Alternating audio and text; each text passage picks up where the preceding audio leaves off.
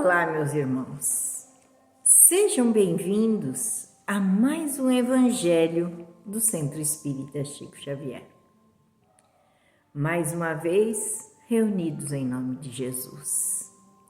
Mais uma vez nessa casa bendita que nos acolhe com tanto carinho, com tanto amor. Hoje, no Evangelho, nós vamos falar um pouco sobre a possibilidade que nós temos de evolução e que muitas vezes não fazemos. Mas vamos falar dessa possibilidade maior, que é de entrarmos em contato com os nossos irmãos espirituais ou não, ou mesmo os encarnados, quando eles podem se comunicar conosco. E muitas vezes, em muitas denominações religiosas, não acreditam nessa comunicação, mas, apesar disso, muitos falam sobre falar com o Espírito Santo, falar com outras pessoas, como se fosse um dom divino apenas. Então, Deus não seria justo e bom, porque Ele daria privilégio a algumas pessoas e outras não teriam esses privilégios, não teriam esses dons. Na verdade, esse dom de estarmos em contato com a espiritualidade amiga, com os nossos irmãos que longe de nós estão, trata-se apenas de nós nos aperfeiçoarmos como ser humano, de termos a caridade, de termos a bondade, de termos o conhecimento de quanto isso nos faz. Mas aí Paulo, nos Atos dos Apóstolos, no capítulo 16, versículo 9, que é a lição de hoje, que se chama O Varão da Macedônia, Paulo vem nos dizer sobre isso no livro Caminho, Verdade e Vida, psicografia do nosso querido Chico. E Paulo teve de noite uma visão em que se apresentou em pé um varão da Macedônia e lhe rogou: passa à Macedônia e ajuda-nos. E Emmanuel vem nos explicar sobre isso. Então é muito importante que nós detenhamos os nossos conhecimentos, que detenhamos as nossas análises bem sobre o Evangelho e não o que alguém diz. Então, Emmanuel vem nos explicar sobre esse episódio de Paulo, que ele teve essa visão.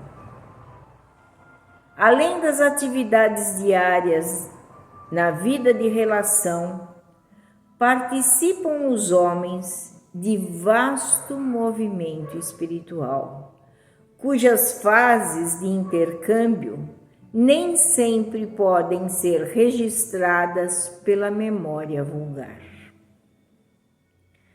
Não só os que demandam o sepulcro comunicam pelo processo das vibrações psíquicas.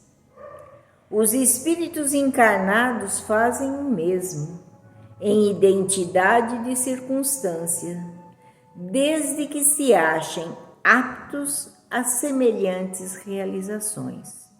Veja bem que Emmanuel ele vem nos dizer que nós nos comunicamos não só com os espíritos, não só com aqueles que já partiram dessa vida terrena, mas sim com aqueles que estão aqui na Terra encarnado e muitas vezes precisando muito de uma vibração, de uma atitude nossa, e nós vamos, através dos sonhos, através da intuição que todos nós temos, perceber essas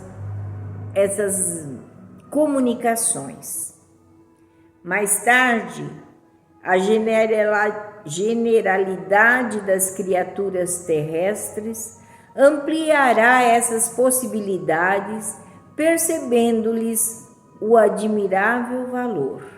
E como nós vamos ampliar essas possibilidades de comunicações?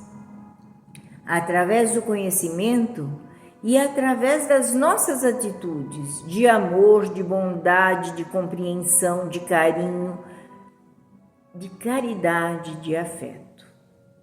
Isso, aliás, não constitui novidade, pois, segundo vemos, Paulo de Tarso, em Troade, recebe a visita espiritual de um varão da Macedônia que lhe pede auxílio. A narração apostólica é muito clara. O amigo dos gentios tem uma visão em que lhe surge uma figura que não surge uma figura angélica ou um mensageiro divino. Trata-se de um homem da Macedônia que o ex-doutor de Tarso identifica pelo vestuário e pelas palavras.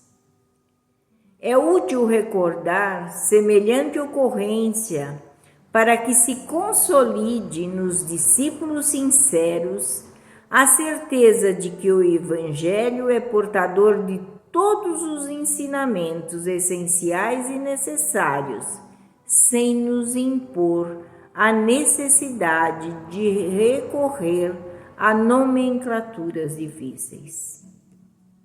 Distante da simplicidade com que o Mestre nos legou a carta de redenção, na qual nos pede atenção amorosa e não teorias complicadas. Veja, isso é tão simples, tão fácil, quando nós precisamos muitas vezes de um conselho de alguém, quando nós precisamos de uma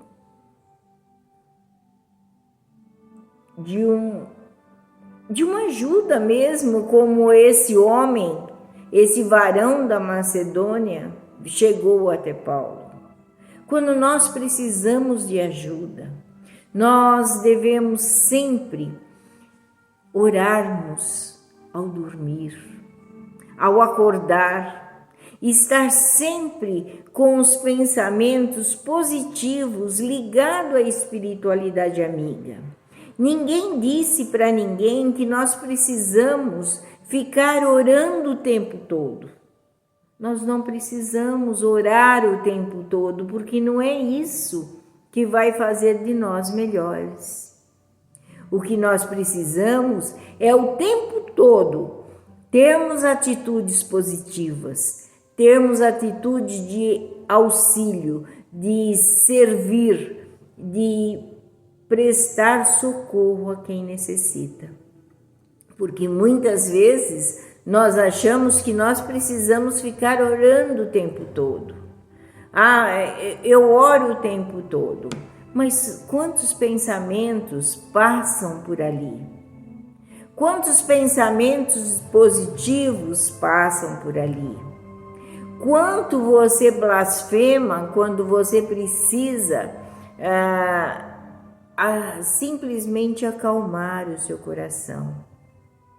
Não é se fazer de bobo muitas vezes, porque Jesus mesmo disse: se bateres na sua face direita, dê-lhe a outra face. Mas a outra face é a face do amor, é da explicação, é da compreensão para que com aquela pessoa que te bate. Então nós precisamos entender as posições, o que Jesus quis dizer com cada uma das suas palavras. Por isso que quando nós oramos, que quando nós temos atitude positiva, nós vamos desenvolvendo muito mais esses dons. Não de falar simplesmente com os mortos, mas auxiliar aqueles que estão do nosso lado, ter a intuição de que um filho precisa de uma oração, ter a intuição de que aquela pessoa que mora conosco, muitas vezes, está triste e nós não percebemos, porque nós estamos olhando para fora e não para dentro da criatura.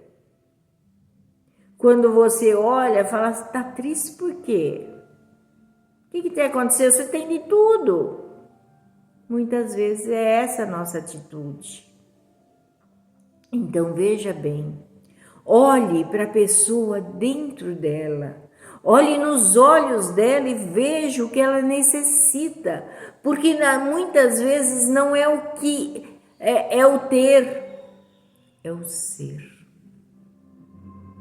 Então nós vamos aproveitando essa oportunidade e mudarmos as nossas atitudes, para que Jesus possa nos auxiliar e nos dar essa possibilidade de comunicação com os nossos irmãos, encarnados e desencarnados.